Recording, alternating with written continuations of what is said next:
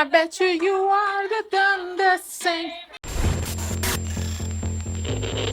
Bom dia, boa tarde, boa noite, como vocês estão? Meu nome é Neuraci, mas como sempre você pode me chamar de Neura. E hoje nós vamos falar de musical de novo! Yeah! Nós vamos falar de Chicago, um outro musical que tem o dedinho do Bob Fosse, que é incrivelmente relevante para os dias atuais. O homem era quase um profeta. Tô quase vendo as outras coisas que ele já fez, só para saber se tem mais alguma coisa assim meio profética, meio apocalíptica. E ao contrário de Cabaré, que eu falei pra vocês, que é um musical, pra quem não gosta de musicais, esse é um musical pra quem gosta de musicais. Ele é bem musical mesmo, bem clássico, bem tradicional, mas não deixa de ser completamente incrível. Mas se você odeia musicais, mas gosta das minhas reviews, talvez seja um filme interessante pra você dar mais uma chance. É legal, é feliz. Esse vídeo vai ser basicamente uma continuação do outro vídeo, que eu falei sobre como as pessoas não se importarem o bastante com a verdade, ou com a mentira, ou o que tá acontecendo, facilitou muito a ascensão do nazismo. E hoje nós vamos falar sobre a cultura do espetáculo e como, muitas vezes, todos nós, sem exceções, inclusive eu, colocamos em prioridade o entretenimento acima dos nossos valores morais. Tem muito essa coisa da desumanização, sabe, de nós. E agora nós vamos aplicar essa desumanização para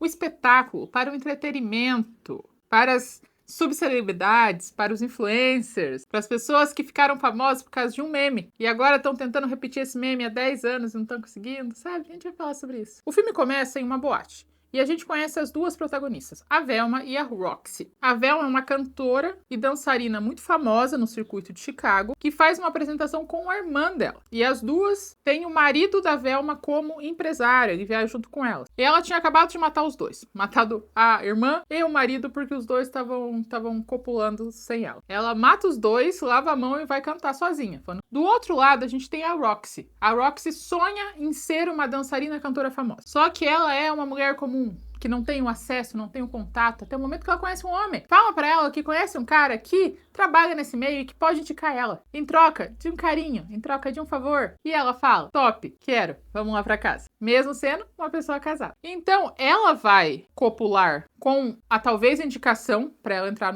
no business do entretenimento. E a Velma foi presa. Naquele exato momento, ela foi presa por duplo assassinato. Um mês se passa e a Roxy continua tendo relações com esse homem, que parece extremamente apaixonado até ele terminar o ato, daí ele fica completamente distante. Ele assim, tá na cara dele que ele não presta, em todos os níveis. Só que ela tá iludida. Ela fica conversando com ele sobre, não, porque eu tenho que ensaiar, como que vai ser o meu ato, como que vai ser legal de fazer isso, e o que a gente podia fazer, a gente podia comprar uma boate juntos, um clube, e você ia ser o dono, eu ia ser a estrela do local, abraçando ele, e ele com uma cara de ódio no coração tão grande. E daí ele fala, quer saber? Você nunca vai ser uma estrela. Você só é uma menina magrela com a voz fina. Ela fala, mas você? Ele fala, não conheço ninguém não. É a primeira vez que eu tava indo naquele lugar, no dia que a gente se conheceu, e eu menti tudo isso porque eu queria pegar você. Só isso. Você não vai ser uma estrela, eu não tenho como te indicar. Ela abraça ele, e ele fala, empurra ela, e fala, não me toque de novo, senão eu vou apagar a sua luz. Então ele vai...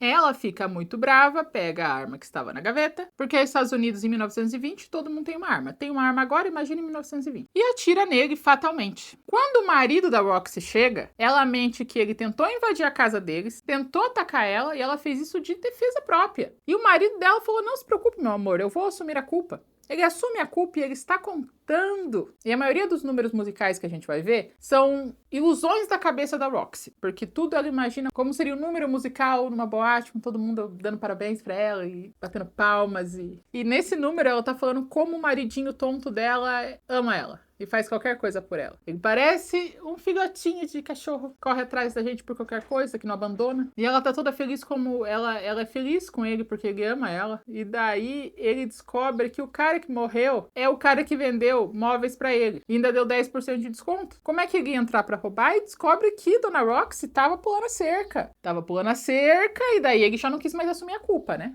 E ela tava falando alguma coisa sobre ele não ter dinheiro nem pra comprar a própria bebida quando vinha e descobre que o cara era casado com 5 filhos. Daí ela fica brava e fala, esse maldito! E daí ela meio que se confessa e ela vai pra cadeia. Ela chega na prisão e ela conhece o primeiro personagem que é interessante agora, é interessante antes, que é a Mama. Ela é uma agente penitenciária que ela ela tem todas as conexões e todos os contatos para fazer tudo o que você quer desde que você pague. Então ela pode ser sua melhor amiga ou sua maior inimiga, dependendo da sua condição financeira. E ela meio que olha para Roxy assim como, talvez essa daí seja um potencial fluxo de ganho e cumprimenta ela mais educadinha, porque as outras ela trata super mal, assim, as pobres, bem pobres. E assim, dentro da mídia existem várias pessoas que agem dessa maneira, que vão atrás da onda, que fazem de tudo para estar perto de gente famosa para conseguir, por associação, ficar famoso também, que se aproveita dos famosos para conseguir o que quer, e da mesma maneira que ele se faz de amigo na hora que precisa, ele é o que ajuda a chutar quando morre. Exemplo disso, David Brasil.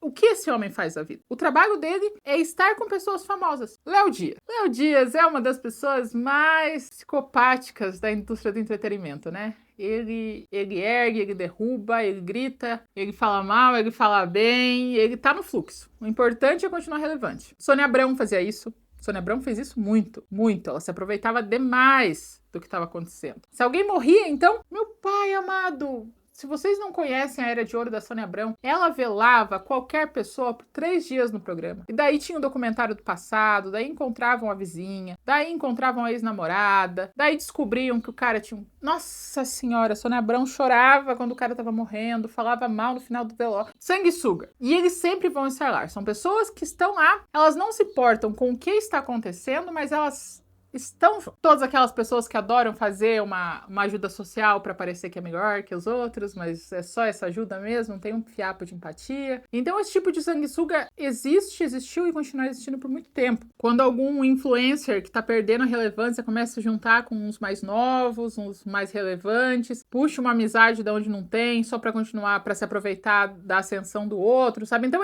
esse personagem é fixo na história. A Roxy vai para o corredor das assassinas.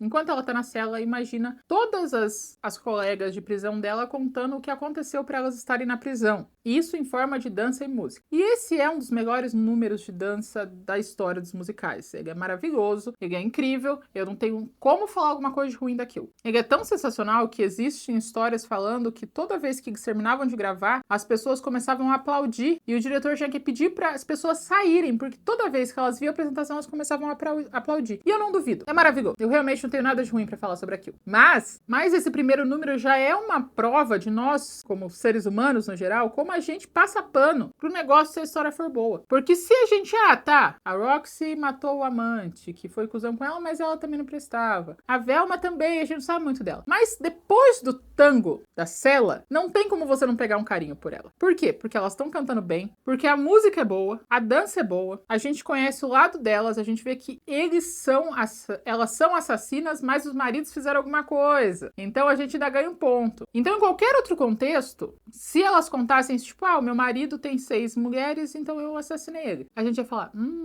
é complicado, mas assassinar não é bom. Mas se ela tá cantando e dançando, falando que foi um assassinato, mas não foi um crime, se você estivesse lá, se você tivesse visto, você entendeu o que eu tô falando e você começa a cantar junto, você pega um carinho. Porque a música leva. Então, até agora a gente não teve nada de positivo, além do talento, da Roxy e da Velma. Mas depois dessa música você pega uma simpatia, sabe? E elas não estão mentindo nas histórias. Elas estão contando como aconteceu. A Roxy não canta, né? Mas a Velma, elas estão contando o que aconteceu. Aconteceu isso errado e por isso morreram. Mas foi meio que culpa deles, assim. Se eles tivessem feito isso, ninguém morria. Então, eles conseguiram humanizar todas as presas no corredor das assassinas com uma música. Pensa nisso, pensa comigo. Você não tem um carinho por aquela música, se você já assistiu Chicago? Você não tá com as suas defesas não tão menores depois da música? Porque a música é boa? Eu amo aquela música. E daí você fica... Sim, foi um assassinato, mas não foi um crime. O que elas iam fazer? Década de 20 é difícil. Você ganha um carinho. Não tem nada a ver com a verdade. É subconsciente. Porque tem tantas coisas que a gente gosta que a gente releva as que são um crime. Literalmente um crime. Inclusive, não sei se vocês sabem, mas eu descobri, eu fiquei fascinada. Chicago é baseado na peça de musical Chicago da Broadway, mas a peça é baseada num livro. Esse livro foi escrito por uma jornalista. Essa jornalista conta fatos reais que ela vivenciou no período. Então, a história da Roxy ter matado o amante e ficado famosa, essa história existiu de verdade. Ela realmente matou o amante. Ela tinha um marido que era mecânico e que ficou do lado dela até o final. Tudo isso é verdade. Ela não tinha o sonho de ser atriz, mas ela acabou sendo atriz por causa do circo que foi criado em volta dela. Verdade a história. Várias histórias que elas contam, elas são verdades. A única diferença, tem os detalhes, é que elas não aconteceram ao mesmo tempo, elas aconteceram num período. O Fosse fez foi juntar todas como se tivesse acontecido no mesma semana, assim, no mesmo ano. Mas todas essas histórias aconteceram. A história da Velma também aconteceu, só que o dela foi diferente, ela assassinou, se eu não me engano, o amante dela, não foi a irmã e o marido. A história da única pessoa que é inocente, que não fala inglês, ela também é baseada em fatos reais, porque enquanto todas as outras mulheres eram inocentadas por causa da narrativa que era criada,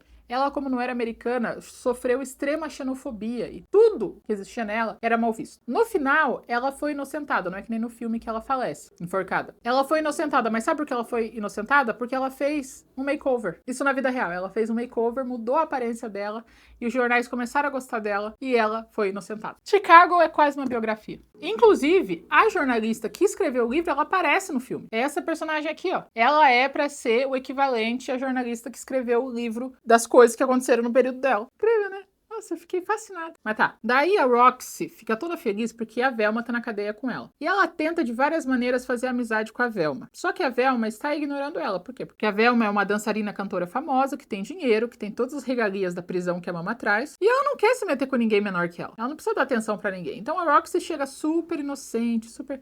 Ai, você não tem um conselho pra me dar? E ela é super grossa, fala pra ela ficar longe dela. Isso vem uma coisa que eu não entendo como acontece. Eu realmente não entendo. O que acontece agora também, que é a ideia de uma pessoa que fica famosa rapidamente, por um meme, por ter feito alguma coisa, eles terem a certeza que isso é pra sempre. Sendo que nunca é pra sempre. Literalmente, na história, nunca é pra sempre. Eu fiz até um organograma pra vocês entenderem que é exatamente a mesma jornada. E conforme eu vou falando, vocês vão lembrando das pessoas, tá? Isso eu tô te falando. Ex-reality show, pessoa que apanhou na rua e alguém gravou e a pessoa virou. O motorista que atropelou o Kaique Brito.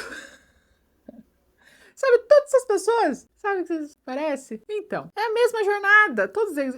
Então, a pessoa vive um evento inesperado. Pode ser reality show de streaming, arranjou briga com um famoso, fez um meme que fez sucesso, virou um meme, cantou uma música muito emocionante que alguém gravou acidentalmente e ficou famosa. Sabe, todos esses eventos aleatórios que criam a pessoa, beleza, ela cria um evento. O que acontece depois? Automaticamente depois, surgem agências e assessores que se aproveitam da situação e colocam elas para trabalhar nas agências, com todo. Daí o que acontece? Todas as publis estranhas que você imaginar na vida, ela tá vendendo sabão em pó de manhã, tratamento capilar de dia e jogo do tigrinho à noite. Começa a maratona da permuta, então ela vai fazer o botox, ela vai fazer a lente de contato, ela vai fazer a lipoescultura, ela vai colocar o silicone, ou ela vai colocar a prótese de maxilar, vai fazer o co-sculpting, vai fazer todas as coisas de permuta. Então ela vai virar meio que outra pessoa, o mega hair, sabe? Siga falso. Então, fazer tudo isso e daí ela começa a perder a relevância. Ela começa a perder a relevância e daí ela tem 3 caminhos muito importantes que ela pode seguir. Ela pode apenas enlouquecer, meter o louco, começar a falar mal de todo mundo, xingar todo mundo, apoiar as pessoas mais estranhas. Apenas para que toda semana alguém arranja briga com todo mundo, sabe? Falar tudo ela tem uma opinião e é uma opinião contrária. Então é isso, ela causa tretas. Segunda coisa, ela vai pro mercado adulto. Ela faz um OnlyFans, ela vai trabalhar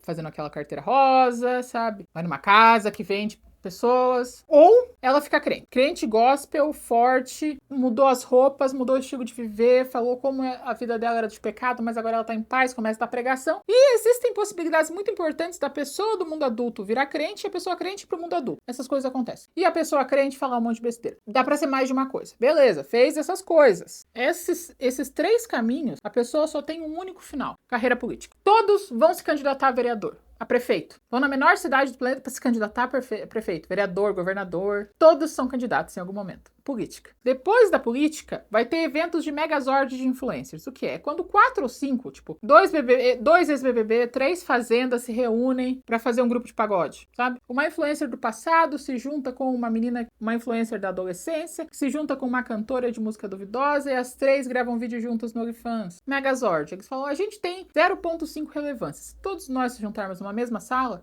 a gente consegue 5% de relevância. E por último, eles vão aparecer em algum programa de domingo escrito: onde está a pessoa? Daí ela tá passando necessidade, ela tá morando de favor, ela tá vivendo nas ruas, ela tá fazendo uma dessas coisas que ela perdeu totalmente o dinheiro porque ela achou que ia ser pra sempre eterno, ela perdeu totalmente a relevância porque ela achou que ela seria relevante pra sempre, e agora é a última faísca dela. É aparecer no Rodrigo Faro, no Luciano Huck, no da Record, que eu não sei qual é. Qual que é o da Record? Tem um da Record, né? O da Record. Não sei qual é.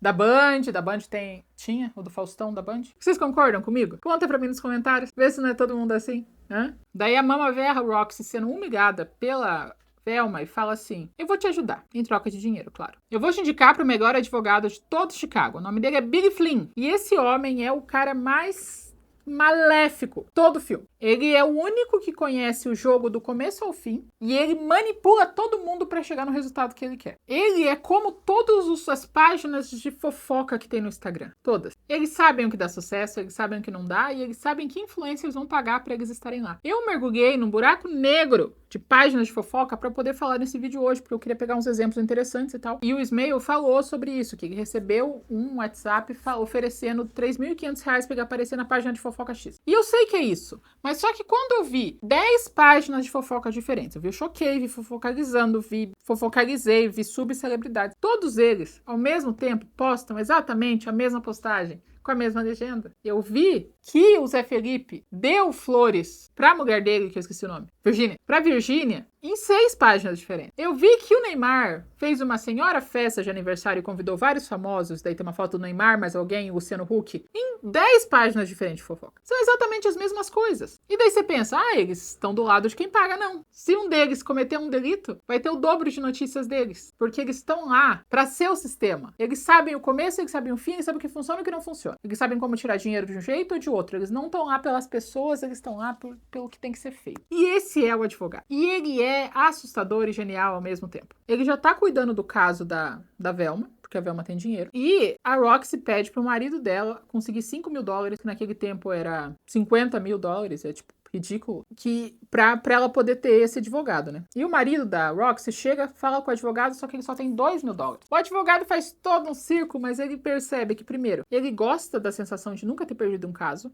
Segundo, ele vai monetizar ela logo depois que ela ficar famosa, porque a história é boa. Então ele pega os $2.000 do marido da Roxy e começa a manipulação. E a narrativa que o Flynn cria para ela é absolutamente genial e eu já vou explicar por quê. Cada coisa que ele fala é para que algum sentimento seja aflorado em quem está recebendo isso. E isso é a comunicação bem feita usada para o mal. Vamos lá. Ela morava numa cidade pequenininha no fim do inferno, não gostava de estudar. Os pais dela moram lá no fim do inferno, ela não vê eles há muito tempo, ela não se importa. Ela nunca se importou com escola, ela fala sobre isso. E o que ele fala? Ele fala, a partir de agora, você que era uma mulher manipuladora e egoísta, que faz qualquer coisa para entrar no mundo do entretenimento, inclusive trair múltiplas vezes o seu marido, agora virou uma moça recatada que nasceu numa cidade pequena. Em 1920, você não tinha redes sociais, você não tinha como buscar nada. Então, se você falar que você nasceu na puta que pariu do Oeste, ninguém vai contestar a sua história. Não tem como lá pra saber. Então, ele já ganhou nisso. Então, a partir do momento que ele fala, você nasceu numa cidade pequena lá no inferno, ele pode inventar qualquer coisa sobre essa história porque ninguém vai correr atrás, porque não tem meios naquele tempo de correr atrás, beleza? Ela sempre foi uma moça recatada que estudou em um colégio católico e que sempre sonhou de ser freira. Por quê? Apelo emocional religioso. Essa pessoa é como eu. Eu também sou católico. Então, tadinha dela. Ela morava numa cidade pequena, é católica que nem eu. Os pais dela são falecidos, então não temos testemunha para ir contra ela. E os pais dela eram ricos e deixaram uma grande herança. Se eles são ricos, ela não tá fazendo isso para manipular a gente, porque ela não precisa do dinheiro. Ela não precisa do dinheiro, então ela é o quê? Ela é uma moça recatada, católica que nem eu, órfã e rica. Então ela não quer nada de mim, ela não quer o meu dinheiro, ela não quer se aproveitar de mim, ela não precisa do meu dinheiro e ela é da mesma religião que eu, entende? E ela acaba saindo dessa cidade pequena com um casamento às pressas e quando ela chega na cidade grande, bastante. Ela é enganada por esse marido. Isso levou ela numa depressão profundíssima, que fez ela acabar conhecendo as luzes do pecado, as luzes do mal, as drogas, a bebida, mas por depressão, porque ela viveu um relacionamento sofrido com o marido que tirou ela da cidade pequena. Mas agora ela tá super arrependida e ela quer muito ser perdoada. Eu sou uma pessoa católica que cometi erros também e eu também quero ser perdoado. Ela é que nem eu. Eu também tenho pecados. E não tem nada que o ser humano adore mais do que uma história de redenção. Uma pessoa que quer crescer, uma pessoa que quer voltar pra vida normal, sabe? A gente gosta disso. Então ele arremata falando, mas agora ela tá arrependida e ela só quer que as coisas voltem ao normal. Então ele falou 3 frases, mas ele falou tanto com essas 3 frases, ele conseguiu vender tanto dela com tão pouco, e isso pra mim é a genialidade da comunicação. Não é só sobre falar bem ou sobre ter uma boa oratória, é sobre como usar palavras para que isso chegue a um resultado específico no final. O dele foi usado pro mal, mas não deixa de ser genial, sabe? É muito bom. Que depois que ela começou a sair nos jornais com essa história, ela encurtou o cabelo dela, ela pintou a raiz do cabelo dela, que tava loiro com uma raiz preta, por quê? Porque ela tem que parecer ser naturalmente loira, porque ela não tem vaidade. Ela é uma moça católica que queria ser freira, então ela tem que ser naturalmente loira. Porque quem pinta o cabelo é as loucas, as vaidosas demais, as que se importam só com festa. E isso é citado no livro que foi baseado como uma artimanha extremamente comum da mulher, ela se vestir de acordo com uma coisa específica para fazer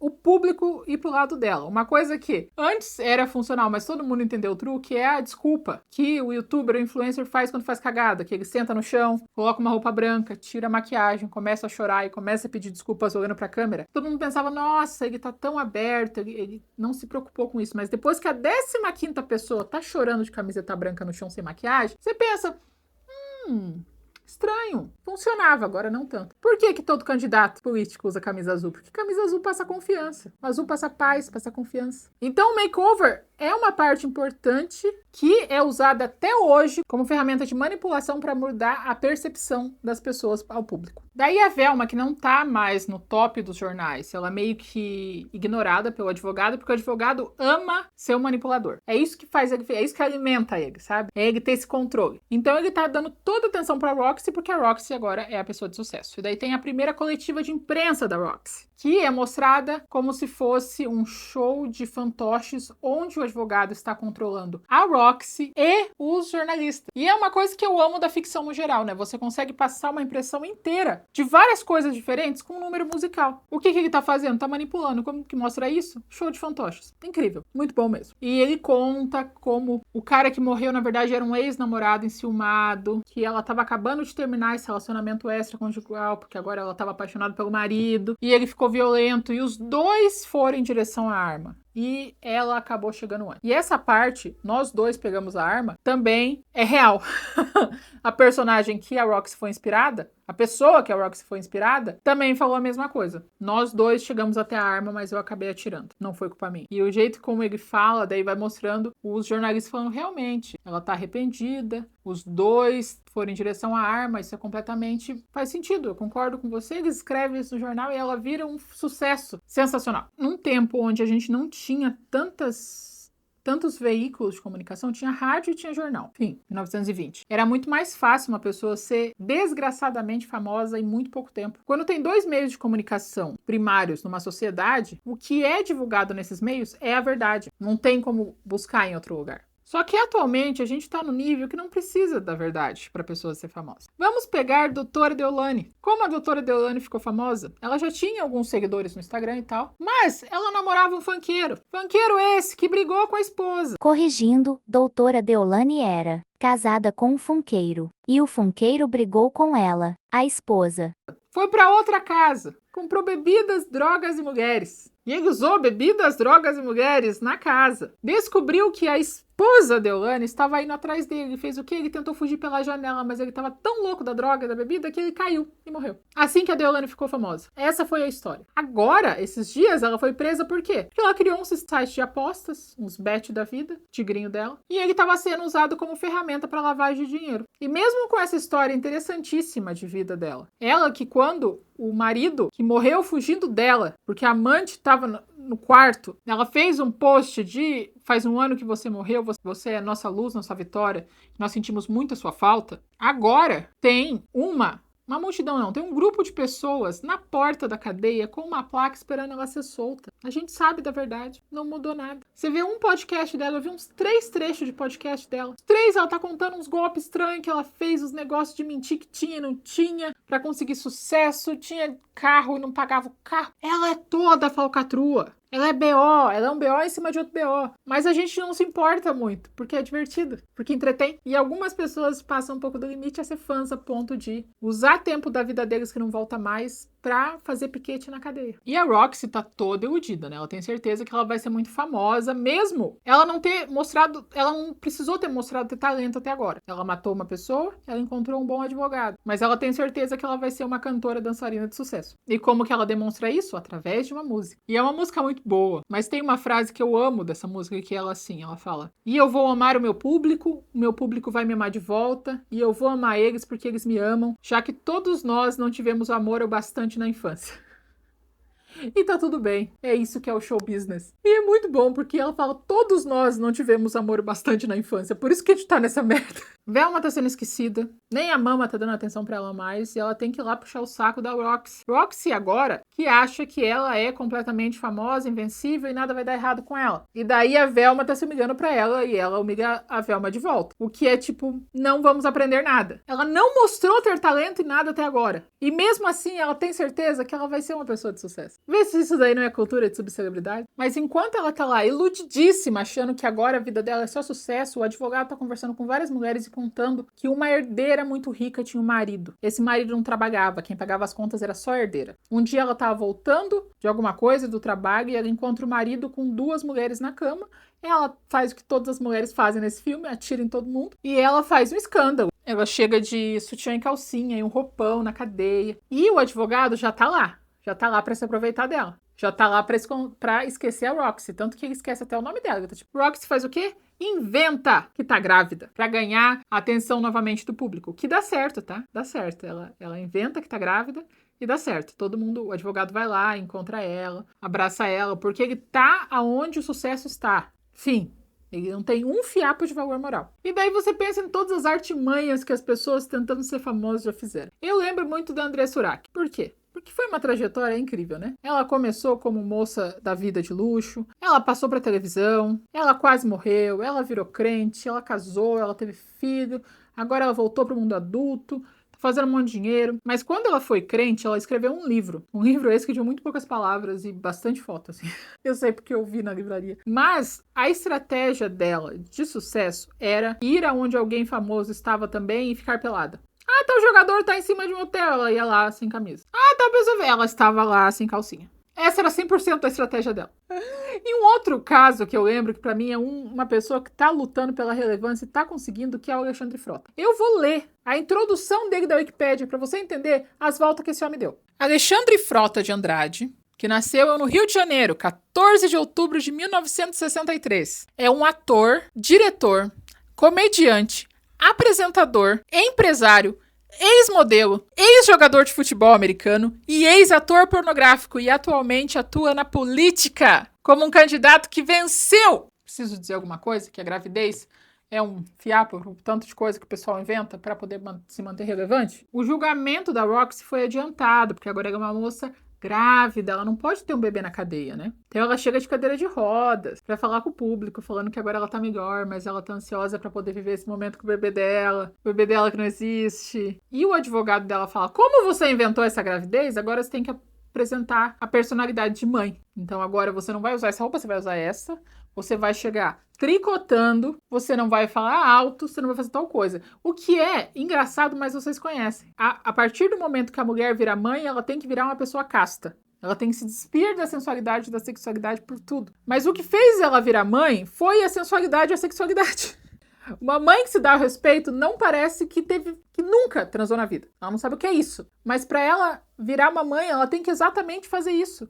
O que é...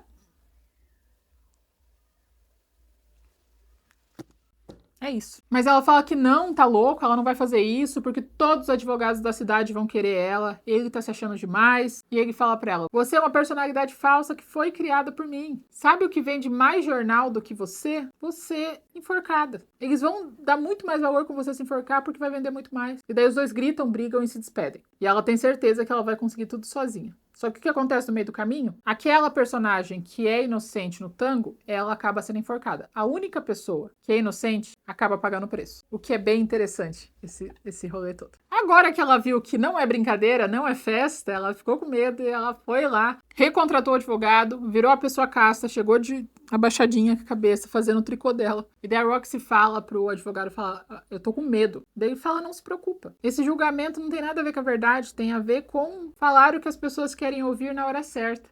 Daí tem todo um número sobre isso, de como ele consegue manipular todo mundo e como tá tudo muito certo. E uma coisa que aconteceu na década de 90, não sei se você conhece o caso do O.J. Simpson. O.J. Simpson era um jogador famosíssimo de futebol americano. Ele também apareceu em um monte de filme, era super famoso. Em 1994, ele foi indiciado por duplo assassinato da mulher que ele estava morando agora e de um amigo dele. O julgamento durou 300 e poucos dias e foi o espetáculo dos espetáculos. Já não tinha mais nada a ver com se ele era culpado ou inocente. Mais de 20 milhões de pessoas assistiram. Menos pessoas assistiram o homem pisar na lua do que vendo esse julgamento do O.J. Simpson. Menos de 20 milhões de pessoas viram o velório do presidente Kennedy. Menos de 20 milhões de pessoas viram o especial do Elvis Presley no Havaí, que é uma das coisas mais assistidas na história da televisão mundial. Procurem saber mais sobre esse julgamento, ele é bem interessante. Tem um julgamento do O.J. Simpson como seriado, se vocês quiserem assistir. E, não se dando por vencido, em 2006... o O.J. Simpson foi inocentado, tá? Foi inocentado. Em 2006 ele lançou um livro. O nome do livro se chama Se Eu Tivesse Feito. Eu não fiz, mas Se Eu Tivesse Feito, que nem a música do tango, sabe? Esse é o nome, Se Eu Tivesse Feito. Que não foi um livro escrito por ele. Ele recebeu $600 mil para dizer que foi ele que escreveu o livro, mas não foi ele. Mas é um livro contando com detalhes como ele teria matado se ele tivesse matado, mas ele não matou. E antes do livro era O.J. Simpson, Se Eu Tivesse Feito. E logo depois que ele faleceu esse ano. Eles refizeram o nome para Se Eu Tivesse Feito, : a história de um assassino. São coisas assim que você fica...